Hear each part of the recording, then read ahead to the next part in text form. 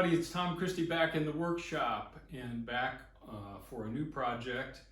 I'm working on an animated spectacled eider drake, and I've done a previous series on carving a spectacled eider drake. But this is going to be in a preening position, and I thought it might be helpful to revisit how I do a preening bird. A lot of carvers will start with a large block of wood and carve everything out of the same block of wood. I like to separate the body from the head on the decoys that I do, so there's kind of a special technique that I want to demonstrate on carving a preener. And I demonstrated this in the blue-winged teal drake video series, so you could refer to that, but I thought it might be helpful to revisit that today because I'm using that same technique on this bird. I've got the body bandsawed out, I've got my keel ready to go. The head is actually already cut out, but I want to bring the camera in, kind of revisit the cuts I made to get that head in a preening position where there's a nice curvature in the neck as the head turns back, and I'll put the bill in some of the scapular feathers on the back, and should make for a really interesting carving. I'm pairing this up with a previous hen spectacled eider that I did in a preening position that did very well at the Ohio show and also in the California show. It's now in a private collection, and I'm making this bird to join that bird and pair up with the hen. If you're enjoying my channel and getting value out of it, please consider hitting the subscribe button. It doesn't cost anything, but it is a show of support. It does help me out as I continue to add content to this channel. The feedback has been great, very encouraging. I haven't posted new videos in a little bit of time here because I'm working on Final Approach project, and I had some vacation in there, some family things. So back in the workshop today, let's take a look at this preening spectacled eider drake. Welcome back. Here's just a quick look at the patterns. This pattern is actually from 23, so I did this side profile and top-down view a while ago. I think that is actually from my second in world rig that year. So the body's good, and I'll do that a lot. I'll use an older pattern for the body, maybe come up with a new head pattern, which is exactly what I did here. And I searched the internet and found a nice profile of a spectacled eider, kind of in a preening position. And I've given myself some notes here. When I cut the head out, I've actually put a note here. I'm going to kick the neck to the side, and I'm going to add 3/4 of an inch just to give myself more flexibility as I work on getting this neck properly positioned. And the other thing I did on the body, and I often write myself little notes for the next time I use this pattern. My 2025 preening bird, I'm going to bump the breast up a little bit so I have more material to work with here on the neck. This particular bird was in kind of a tucked head forward position, so need to make some modifications to the body and head for this preening position. And by kicking the head to the side, I mean the neck is going to be, I want some curvature in the neck, and so I need material to work with down here. And let's go over to the head cutout and talk about that process. While I'm over here, I just realized I have this preening hen mallard that was on the cover of Wildfowl Carving poster in my shop, and you can see that nice pleasing curvature I'm talking about in that preening position, and the neck extends out on this side as well. So we want to take account for that in the cutout, and let's take a look at the cutout. I've kind of had to piece back the scrap pieces together here to give you the concept, but basically this is a squared up block that's cut to size, and rather than making the side profile cut first, on this preening position where I want material over here for the neck kicked out and this curvature, I actually cut this block in the vertical position on the bandsaw and cut out the front profile first so that I'm sure I have this material over here, and then tack the scrap pieces back together and then cut the side profile. And you need to tack the scrap pieces back on so you have a nice square block as you're cutting the side profile. And then I can remove all the pieces parts. And as I said on the Blue Wing video, you end up with a real funky looking cutout here, but that gives us the shapes we need for this preening position to begin with. And now I've got my center line put on the cutout, and obviously we have a lot of wood to remove to begin to shape the head in the form that we want it. But we've got the building blocks already established of this preening position. One other quick note, I put the side scrap pieces back on and located the eye, and then drilled the eye hole through from both sides so that we have a positioning, a rough positioning of the eye that correlates to the pattern. And I'll make adjustments in that after all the carving is done to make sure it's in the right location. But that kind of gives me a feel for where the eyes are going to end up as I'm carving the rest of the head. Just a couple of layout details to keep in mind too. As I put this center line on, we want to maintain the center line up to the front and not follow any of these crazy curves, and continue that underneath. And then also I put in the neck shape here with a center line, and I want to keep in mind that that center line kicks over.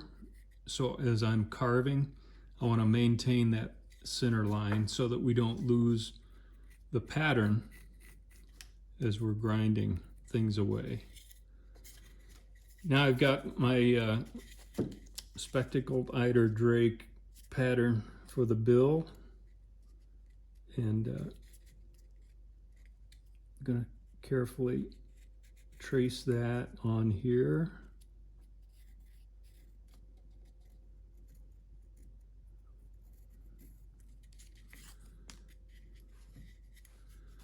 I'll do the same down below. And I always repeat myself, but the reason I do this down below is I don't want to undercut the bill or overcut. So knowing where the bill should be underneath is going to help as we cut this bird out. Okay, now I've got to kind of get an idea of the shape of the head, and I've got a pattern from the head down position that's going to give me some guidelines, but with all of these curves, you know, we're going to have to eyeball. You can see the drake is pretty narrow from the bill clear back to the eyes, flares out a little bit at the eyes, and then this crest that goes along the back of the head, at least in my reference, flares out in a lot of positions, so I want to leave good thickness back here. So I'm going to hand sketch that from the top and kind of using my pattern along the way as well, and then come back. Just another note, the back of the head is pretty round, so it doesn't come to a sharp point. So we want to keep that in mind as we sketch on this shape. I'm going to start slow. I've kind of penciled in very unique attribute of the spectacled eider drake is this almost blanket-like group of feathers that lays over the top of the bill, and we want to make sure we leave enough material to carve that in. So I'm going from the edge of the bill, bumping out a bit here to leave myself plenty of wood, and then I can always trim that back down. Another challenging aspect is I normally use a coping saw to remove material here, but with the neck kicked out over here, you can also use a bandsaw. I can use a bandsaw here because there's no neck down here, and I won't cut away material by the time I get back here. But on this side, I'm going to have to use a different tool to deal with this and not remove this material. I'm going to use a coping saw on this side of the head.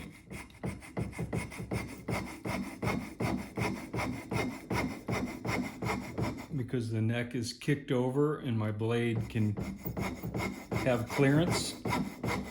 And we're just kind of trying to get in the ballpark here to begin with. Helps if your vise doesn't move while you're sawing.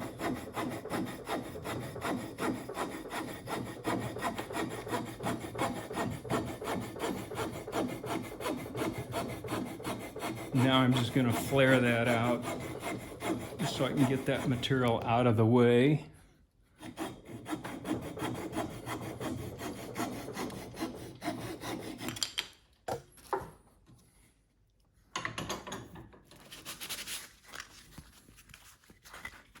So look at that side. Now this side is trickier because we've got this material underneath. My coping saw is going to be running into that, so I need to come up with an approach to get this material out. You could grind this off if you want. I mean, that's one approach.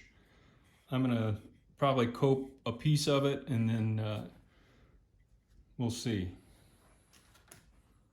So I can cope down to that point where I'm running into the neck. And I think I'll just remove this material, get it out of the way, and probably just grind this other angle.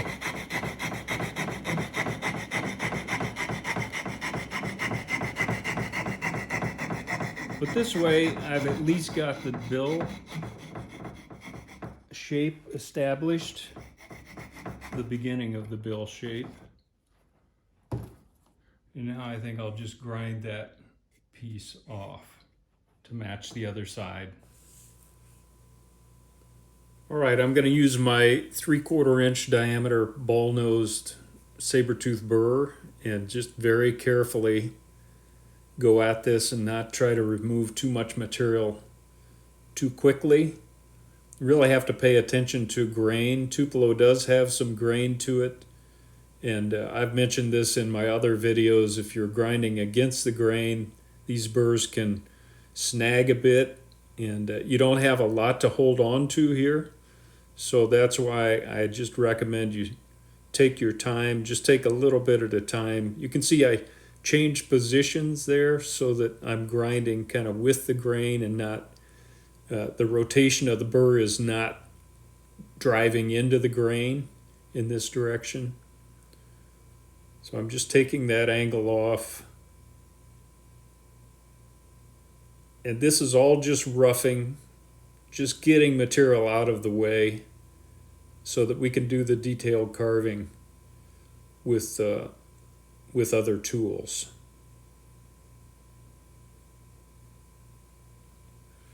I'm keeping this at normal speed too, just so you can watch the speed of the actual carving that's being done here. So I'm just following my guidelines, got that beveled off in pretty good shape. Now I'm just going to smooth out some of this from my coping saw cut on the opposite side and kind of match things up.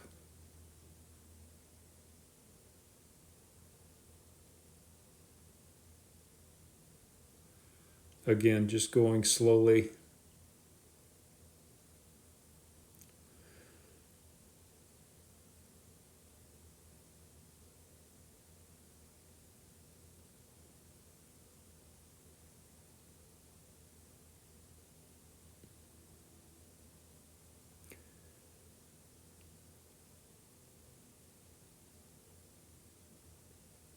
That looks pretty good.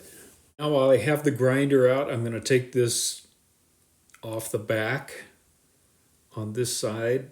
The other side we can use the bandsaw, but this side I have to grind because that neck extends out, and if I cut this with a bandsaw, I'm going to cut pieces of the neck off, which I don't want to do. So I'm just going to gently round the back as I'm roughing, again, to get material out of the way.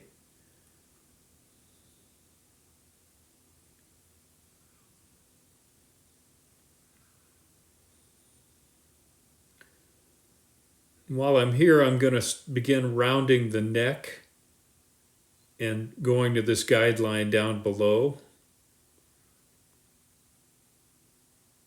I'm going to keep my center line intact there, but round up to it. And then blend that into the circular neck down below.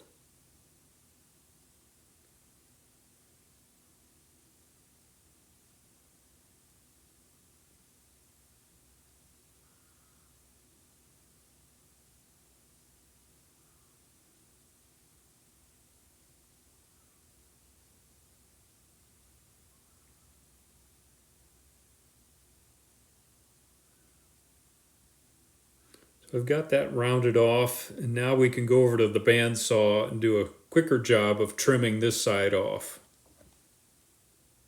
Now I'm just going to use the bandsaw on this side to clip off the back there.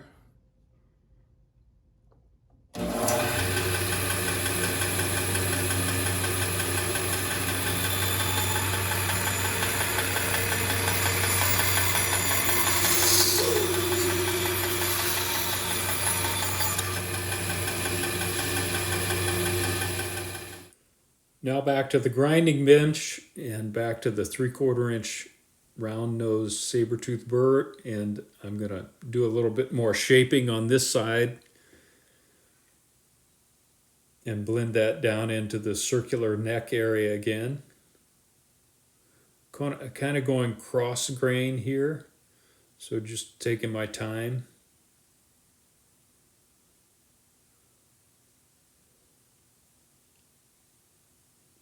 Really important you maintain a firm grip on the piece as you're working with these power tools so that there are no slips, because that burr is nasty.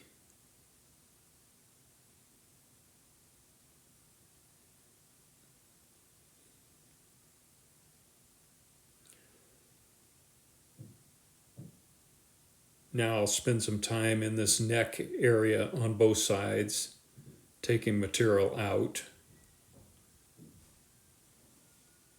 down to that circular neck guideline.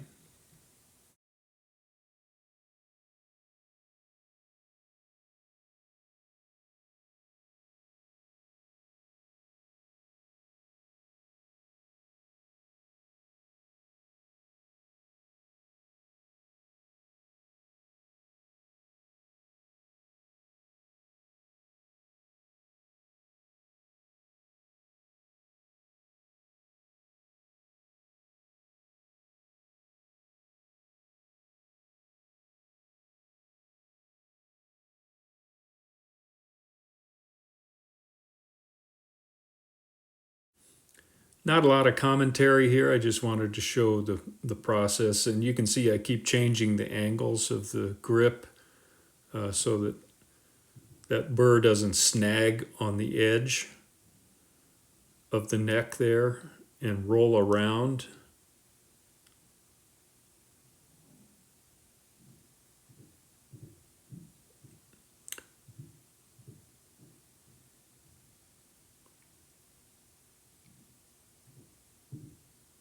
Just do a little gentle rounding, and that's about all the roughing I want to do at the present time. Let's take a look at where we stand here. All right, it doesn't look like much yet, but that gives you a feel for the technique I use sometimes for a preening head position. And we've got enough material in the breast and the neck that I can do some modification as I set the head in the breast and make sure they're nice, pleasing angles and things look natural. So I won't repeat all of the detail carving that I did on the head in the previous spectacled eider drake series. You can refer to that series and it'll take basically the head from this rough shape down to its detailed form. But I don't want to duplicate that here. So I just thought seeing this specific technique as a standalone might be helpful, and this can be applied to all types of preening positions. All right, we've got the head roughed out, and my next move is I'm going to go watch my own video on carving a drake spectacle eider. There's very unique geometry going on, and I haven't carved that many of these birds. That's one benefit of having a YouTube channel and recording some of this activity as I go. I can refer to it myself. So I'm going to go watch the head carving series on detailing this. It's a great reminder on the approach, and I'm not too proud to say I watch my own videos every once in a while to remind myself, oh yeah, that's how I did that. Okay, just a quick video demonstrating that specific technique for preening head positions is just one way to do it. There are many ways to put a preening position together, but I thought demonstrating that technique as a standalone, again, might help someone. If you're just starting out, you don't know where to start, there's a lot of complex shapes going on, and it's pretty intimidating to just start with a big block of wood and start sculpting everything to develop these shapes. So I thought it might be helpful to some of you to demonstrate that technique. I'll circle back when I finish this bird and just show you some finished shots of the spectacled eider drake in this preening position. Until then, Tom Christie signing out. Have a great day, and hope you enjoy your carving out there. Thanks for tuning in.